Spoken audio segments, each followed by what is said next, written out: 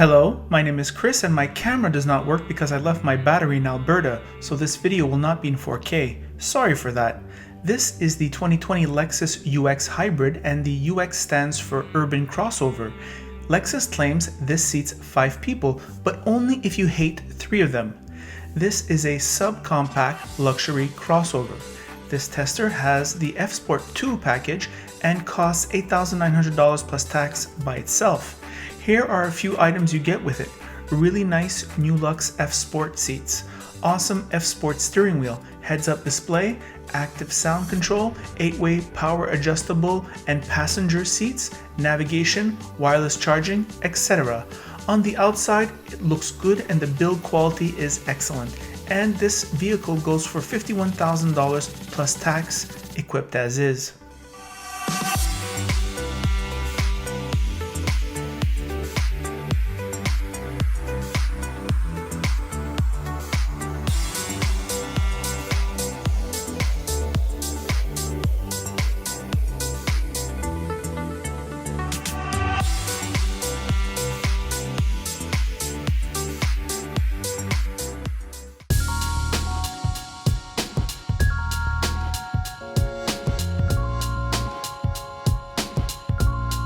The trunk is small, really small, with an overly high trunk floor, and I do not really complain about these things usually. Sitting in the back, the situation is not much better. There was barely enough room for myself sitting behind myself.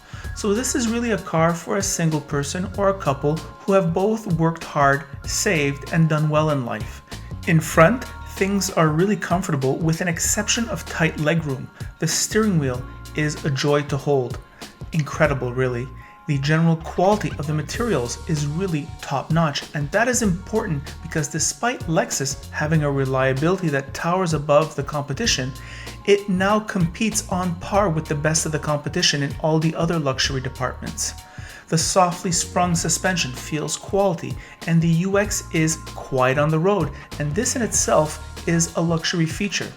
The seats are the first F seats that are somewhat comfortable, but Acura still betters Lexus in seat comfort by a lot. The visibility is so-so and the infotainment is a total disaster. The screen itself is big, beautiful, bright, and a high quality affair, but the touchpad interface is difficult to use. Lexus has an ergonomic problem. Thank God there's Apple CarPlay and Android Auto. There are also so many buttons on this steering wheel. On the safety front, the standard Lexus Safety System 2.0 includes, among other things, an all-speed dynamic cruise control, my favorite feature. The drivetrain of this hybrid costs over $2,500 more than the base model, but you get nicer wheels and all-wheel drive on top of the hybrid powertrain. It almost makes sense economically, especially since it snows like crazy in this country and all-wheel drive is a must for many people. This 2-liter hybrid makes 181 horsepower net and there is no torque figure. It does 5.7 liters in the city and 6.2 liters on the highway, or 50-46 mpg, and this is with a CVT. That is useful for the urban crowd. Here are my thoughts on the road. Hello car lovers, driving the 2020 Lexus UX 250H. This is the all-wheel drive model, and I'm going to talk a little bit about this vehicle. On the outside, I washed this car before filming it, and I could not get over all the angles, and it's actually more difficult to wash your car because you're always wiping a corner or something, and I've never seen that before so intensely on a car. Ross likes the exterior styling. I think I have to agree with him. It does look good. The paint colors are bright. The assembly, the quality of assembly is so high level. So that is pretty nice. However, I will understand somebody who doesn't like it, that's for sure. On the inside now, well, the inside is a bit of a mixed bag. There is no place in this Lexus where you do not feel your money, and let me explain why. The quality of the materials, I have to say, is very high level. The steering wheel here that you take in your hand, excellent. The grips are wonderful. The shifter takes itself well in hand. The seats are, for an F Sport, I have to say, this is the most comfortable F Sport seats I have ever sat in. They're not that comfortable, but they are comfortable for this level.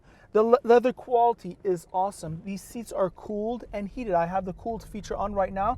And an important note, it is running very silently. And often sometimes in cars, when you use that cool seat feature, it's pretty loud. It's quiet. It's quiet on the highway. It is quiet in town, especially when you're in hybrid mode. When you're in electric mode, it does become like absolutely quiet. You only hear perhaps the little noise that the car makes to inform pedestrians of its presence. So that is very high level. The drivetrain feels very good. The suspension feels very high level also. So far, so good, right? Well, there's a few problems. In the back, the trunk, and I never criticize trunk sizes usually, it is extremely small. It has a very high floor. The rear seating room is very tight for most people. Sitting behind myself, it was very tight. Here, the front console is very large. It really takes up space in terms of my leg room here. I'm not getting a good mansplaining position here. The quality of the interfaces when you're touching the different buttons is very high level. However, there are a lot of buttons and they are dark. Here, the adjustments for the seat controls are small and like they're kind of like staged in a way where there's not a lot of natural light that gets to it. So it becomes kind of awkward to look at and try to find out which one. I'm sure you'll get the muscle memory of it, but still. The heads-up display is very nice. This infotainment screen, very nice, this infotainment screen. You can see it, it goes good in sunlight. The quality of the screen is very good. The Lexus clock next to it is very high level. I have no complaints about this screen. It is very awesome. However, this trackpad BS and the interface is horrible. This is worst in class. And I would have to say, Ross made the remark too, but I was thinking the exact same thing. And I've been saying this for many years now. It's a security risk. When you're fumbling through the menus, you're gonna hit somebody. This steering wheel, let's get back to the steering wheel with these buttons. I counted before with Ross 19 buttons on this steering wheel. There's too many buttons. There's just too much. The visibility is one of the worst I've seen in the category. I would have to say that perhaps even the CX-30 was slightly better if that's possible. This window in front is very small. So it has incredible qualities. You don't have to make excuses about Lexus being reliable to buy this car. You can just buy it on its own inherent qualities, its luxurious qualities. I would have to say, apart from the ergonomic mess and the limited visibility, this vehicle is extremely high level. I recommend it because of its, on the purchase, I recommend it strongly. On the lease, I recommend it because you're not gonna have any problems with it and it's a very high level of luxury. The long-term reliability of Lexus is less relevant when leasing. And most people lease these high-end vehicles. So it becomes kind of weird in terms of Lexus' inherent quality is less of an issue on the lease. And therefore, that is why I think so many people rent those German brands versus the Lexus. And I think I can understand them. However, quality, reliability is luxury, is premium. When people see a Lexus, they think that's a quality piece of engineering. So in a sense, for the branding, I think it's up to snuff. And those are my thoughts on the very good Lexus UX 250H. By the way, if you like this video, like it. If you don't like it, don't like it. And if you really like it, well, then you should subscribe. And that is it.